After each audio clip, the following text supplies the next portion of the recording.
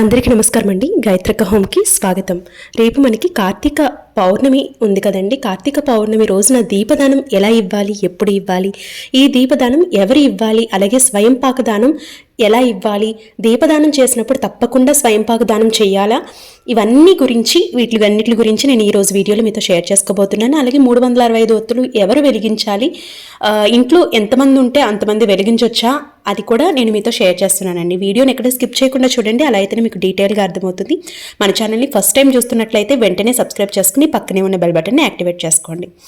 అయితే కార్తీక పౌర్ణమి రోజున పూజ ఎలా చేయాలి అనేది డీటెయిల్డ్గా వివరంగా ఆల్రెడీ వీడియో చేశాను. ఒకసారి చూడండి, మీకు చాలా బాగా యూజ్ అవుతుంది. డిస్క్రిప్షన్లో లింక్ వస్తుంది, ఐ బటన్లో కూడా లింక్ వస్తుంది.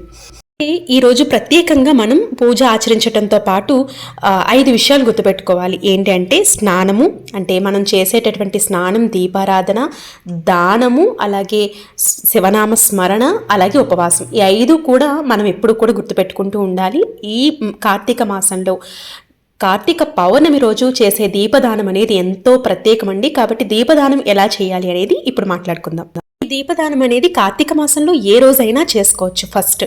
అండ్ నెక్స్ట్ వచ్చేసి కార్తీక మాసంలో ప్రత్యేకమైనటువంటి రోజుల్లో చేస్తే ఇంకా మంచిదండి. అంటే కార్తీక సోమవారాలు కానీ, ద్వాదశి రోజులు కానీ, లేదంటే కార్తీక పౌర్ణమి కార్తీక మాసంలో ప్రత్యేకమైనటువంటి రోజు. కాబట్టి కార్తీక పౌర్ణమి రోజున మీరు దీపదానం చేసినట్లయితే సకల పాపాలు తొలగిపోతాయి. ఇంట్లో ఎలాంటి ఇబ్బందులు లేకుండా ఉంటాయండి. ఒకవేళ ఇబ్బందులతో బాధపడుతున్న వారు కూడా ఇబ్బందులన్నీ కూడా తొలగిపోయి ప్రశాంతమైనటువంటి జీవితాన్ని మీరు గడపగలుగుతారు. కాబట్టి కార్తీక పౌర్ణమి రోజున దీపదానం అనేది చేసుకుంటే చాలా మంచిది. ఒకవేళ ముందు కార్తీక మాసంలో ముందు మేము దీపదానం చేసామక్క, ఇప్పుడు చెయ్యాలా అని కూడా అడుగుతూ ఉంటారండి. మీరు మళ్ళీ చేసుకున్నా కూడా పర్వాలేదు, కానీ కార్తీక పౌర్ణమి రోజున దీపదానం అనేది ఎంతో విశేషం. కార్తీక పౌర్ణమి అంటేనే మనం దీపం అనేది వెలిగిస్తూ ఉంటాము. స్వామివారికి, అమ్మవారికి దీపారాధన చేసి పూజ అనేది చేస్తూ ఉంటాం. దీపానికి ఎంతో ప్రత్యేకత ఉందండి కార్తీక పౌర్ణమి రోజున. కాబట్టి దీపదానం అనేది తప్పకుండా చేయాలి. అయితే దీపదానం ఎలా చేయాలి, ఎవరికి ఇవ్వాలి, ఎవరు ఇవ్వాలి అనే విషయానికి వచ్చినట్లయితే, దీపదానం ఎప్పుడు ఇవ్వాలి అంటే సాయం సంధ్యా వేళలో ఇవ్వాలండి. అంటే మనం దీపాలు ఎప్పుడైతే పెడతామో అప్పుడే మన ఊరిలో ఉన్నటువంటి పంతులు గారికి కానివ్వండి, మీరు ఎవరినైతే గురువుగా భావిస్తారో వారికి కానివ్వండి, ఈ దీపదానం అనేది చేయవలసి ఉంటుంది. ఈ దీపదానం అనేది ఎలా ఇవ్వాలి అంటే, ఒక అరిటాకులో కానీ, లేదంటే ఒక విస్తరాకులో కానీ, లేదంటే ఒక ప్లేట్లో కానీ, ఈ ప్లేట్లో 1 కేజీ కానీ లేదంటే 3 కేజీలు కానీ బియ్యాన్ని తీసుకోండి. ఈ బియ్యం కూడా మంచివి అయ్యి ఉండాలండి. మనం దానం చేస్తున్నామంటే ఏదో ఒకటి బియ్యం వేసి ఇవ్వటం కాదు, మంచివి మనం ఏదైతే తింటున్నామో అలాంటివి మంచివి వేసి ఇవ్వవలసి ఉంటుందన్నమాట. అలాగే మీకు ఒకవేళ మేము దీపదానం చేసుకోవాలని ఉన్నా కూడా మేము 3 కేజీల బియ్యం ఇవ్వలేమక్క అనుకుంటే 3 గుప్పెళ్ళ బియ్యం అన్న ఇవ్వచ్చు అనమాట.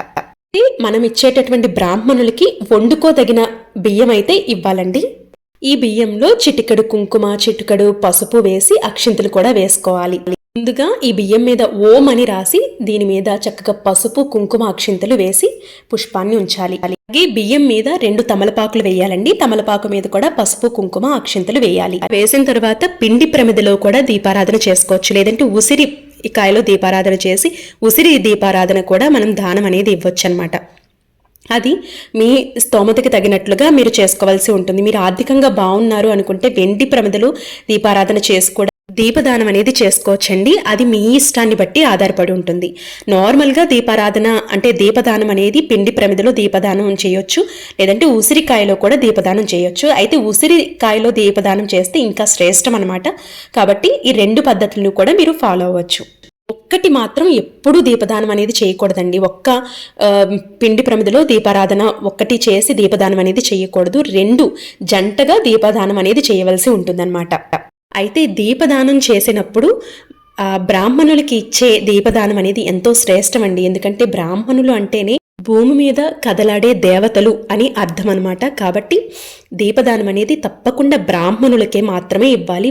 శాస్త్రం చదివినటువంటి వాక్కు ఉంటుంది కాబట్టి వారు ఏది మనల్ని మంచిగా ఆశీర్వదించినా కూడా అది విజయంగా మనం సాధించగలుగుతాం. కాబట్టి మనకంతా కూడా మంచి ఫలితాలు ఉంటాయి. కాబట్టి బ్రాహ్మణులకి ఈ దీపదానం అనేది చేయాలి. దీపదానం చేసినప్పుడు బ్రాహ్మణులు ఒక శ్లోకాన్ని అయితే చెప్తారండి. ఆ శ్లోకాన్ని చదువుతూ మీరు దీపదానం అనేది చేయవలసి ఉంటుంది. మీకు ఏమీ రాలేదనుకోండి, ఓం నమః శివాయ అనుకుంటూ ఈ దీపదానం అనేది చేసినా కూడా పర్వాలేదు. ఇంతకంటే గొప్ప మాట ఎక్కడా కూడా ఉండదు, ఇంతకంటే గొప్ప మంత్రం కూడా ఎక్కడా ఉండదు. కాబట్టి ఓం నమః శివాయ అని మనసులో అనుకుంటూ మీరు దీపదానం అనేది ప్రత్యేకంగా చేసుకోవచ్చు. లేదు అంటే మీకు దీపానికి సంబంధించినటువంటి మంత్రం బ్రాహ్మణులు చెప్తున్నారు అనుకుంటే అది చెప్తూ కూడా దీపదానం అనేది చేసుకోవచ్చు. అయితే దీపదానం ఒక్కటే చేస్తే సరిపోదండి. దీపదానంతో పాటు తాంబూలం కూడా ఇవ్వవలసి ఉంటుంది. తాంబూలంలో 2 తమలపాకులు వేసి దాని మీద కూడా పసుపు కుంకుమ అక్షింతలు వేసి పళ్ళు పెట్టి, అంటే అరటి పళ్ళు కానీ లేదంటే ఆ సందర్భంలో ఏ పళ్ళు అయితే ఉంటాయో అవైలబుల్ ఆ పళ్ళు 2 జంటలుగా పెట్టి మీరు దక్షిణ తాంబూలాన్ని అయితే ఇవ్వవలసి ఉంటుందన్నమాట. దక్షిణ అంటే ₹2 కానీ ₹10 కానీ ₹11 కానీ ఇవి కాదండి, వారికి ఉపయోగపడేంత మీరు డబ్బులు అయితే ఇవ్వవలసి ఉంటుంది. ₹101 కానీ లేదంటే ₹501 కానీ ₹1001 కానీ ఇలా మీరు ఇచ్చుకుంటే మంచిదనమాట. అయితే మీకు తోచినంతలో మీ ఆర్థిక పరిస్థితిని బట్టి మీరు ఇవ్వవలసి ఉంటుంది. అయితే బ్రాహ్మణులకి ఉపయోగపడేంత ఇస్తే మంచిదనమాట.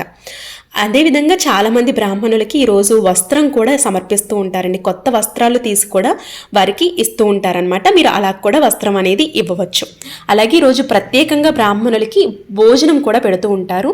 అయితే అందరి ఇళ్లల్లో బ్రాహ్మణులు భోజనం చెయ్యరు కాబట్టి వారికి భోజనం చేసుకునేంత కూరగాయలు కానీ లేదంటే బియ్యం కానీ వీటిని సమర్పిస్తూ ఉంటారు. వీటిని స్వయం పాకదానం అని అంటారండి. అయితే ఈ స్వయం పాకదానం ఈ దీపదానం చేసినప్పుడు స్వయం పాకదానం చేయాలా అక్క అని అడిగితే, దీపదానం చేసినప్పుడు స్వయం పాకదానం చేయకపోయినా పర్వాలేదండి, చేసినా కూడా మంచిదే. చెయ్యాలని అయితే మాత్రం రూల్ ఏమీ లేదు. ఇలా అన్నీ కూడా ఏర్పాట్లు చేసుకున్న తరువాత దీపాన్ని వెలిగించి స్వామివారికి దక్షిణ తాంబూలాలతో పాటు దీపదానం చేసుకుని స్వామివారికి అంటే బ్రాహ్మణుల కాళ్ళకి నమస్కారం అనేది చేయవలసి ఉంటుంది. ఇది మీ ఇంటి యజమాని చేస్తే చాలా మంచిదండి. ఒకవేళ అలా వీలు పడలేదు అనుకుంటే మీరైనా కూడా అంటే ఆడవారు కూడా దీపదానం చేసి పంతులు గారి కాళ్ళకి నమస్కారం అనేది తెలియచేసుకోవచ్చు అనమాట. ప్రత్యేకంగా కార్తీక పౌర్ణమి రోజునే దీపదానం అనేది చాలా మంది చేస్తూ ఉంటారనమాట. మీ సంకల్పం ఏదైతే ఉందో అది మనసులో అనుకుని బ్రాహ్మణులకి దీపదానం చేయండి. తప్పకుండా మీ సంకల్పం అనేది తప్పకుండా నెరవేరుతుంది.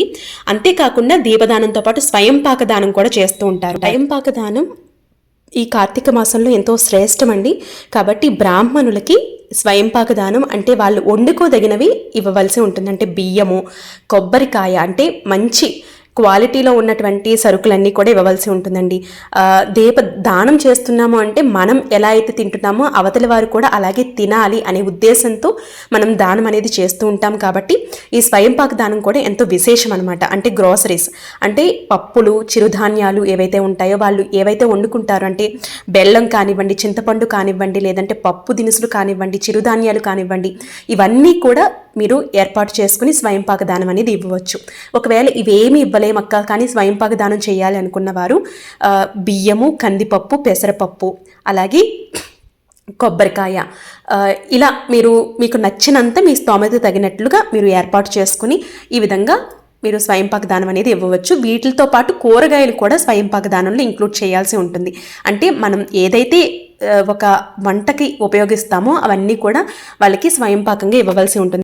కూరగాయలు అలాగే పళ్ళు అంటే 3 రకాల పళ్ళును కూడా యాడ్ చేసి ఇవ్వవలసి ఉంటుందన్నమాట. అలాగే ఆవు పాలను కూడా మీరు దానం అనేది ఇవ్వవచ్చు అనమాట. ఆవు పాలని కూడా ఇంక్లూడ్ చేసి స్వయం పాక దానంలో ఇవ్వవచ్చు. ఈ విధంగా చక్కగా స్వయం పాక దానం చేయవలసి ఉంటుంది. దీపదానం చేసిన వారు స్వయం పాక దానం చేయవలసిన అవసరం ఏమి లేదండి, రూల్ ఏమీ లేదు.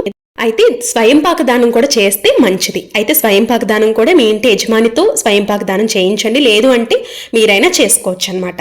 అండ్ తర్వాత 365 ఒత్తులు కూడా మీరు ఇంటి యజమానితో వెలిగిస్తే చాలా మంచిది. అది కూడా సాయం సంధ్యా వేళలో ఈ స్వయం పాక దానం చేయాల్సి ఉంటుంది. సాయం సంధ్యా వేళలో 365 ఒత్తులు వెలిగిస్తే మంచిదండి. అలాగే ఇంట్లో ఎంతమంది ఉంటే అంతమంది 365 ఒత్తులు వెలిగించకపోయినా ఈ ఇంటి యజమాని పేరు చెప్పి వెలిగిస్తే మొత్తం కుటుంబ సభ్యులంతా కూడా వెలిగించిన రీతిలోకి వస్తుంది. కాబట్టి మీ ఇంటి యజమాని పేరు చెప్పి వెలిగించుకోవచ్చు. లేదు అంటే మీ ఇంట్లో ఎంతమంది అయితే ఉంటారో అంతమంది కూడా 365 ఒత్తులు వెలిగించుకోవచ్చు అనమాట. ఈ విధంగా వెలిగించుకోవాల్సి ఉంటుంది. అయితే కార్తీక మాసంలో కార్తీక పౌర్ణమి రోజున పూజ ఎలా చేయాలి, ఉదయం పూజ ఎలా చేసుకోవాలి, సాయంత్రం పూజ ఎలా చేసుకోవాలి, 365 ఒత్తులు ఎక్కడ ఎప్పుడు ఎలా వెలిగించాలి అనేదంతా కూడా వీడియో రూపంలో చేసి పెట్టానండి. ఈ క్లిప్పింగ్స్ చూస్తే మీకు అర్థమవుతుంది. కాబట్టి లాస్ట్ వీడియోలో ఉంటుంది, ఒక్కసారి చూడండి. చేయండి. అలాగే కార్తీక పౌర్ణమి రోజున వచ్చే సందేహాలన్నీ కూడా ఒక వీడియో చేసి పెట్టాను అనమాట. అవి కూడా మీకు చాలా వరకు కూడా యూజ్ అవుతాయి. ఈ వీడియో నచ్చినట్లయితే లైక్ చేయండి, మీ ఫ్రెండ్స్ అండ్ ఫ్యామిలీ మెంబర్స్కి తప్పకుండా షేర్ చేయండి. అలాగే మన ఛానల్ని సబ్స్క్రైబ్ చేసుకోండి. రేపటి ఒక మంచి వీడియోతో మళ్ళీ మీ ముందుకు వస్తాను. మీకు ఏమైనా డౌట్స్ ఉన్నాయంటే కమెంట్ సెక్షన్లో అడగండి, తప్పకుండా రిప్లై అనేది ఇవ్వడం జరుగుతుంది. రేపటి వీడియోలో మళ్ళీ కలుద్దాం. అప్పటి వరకు నమస్తే, మీ గాయత్రక్క.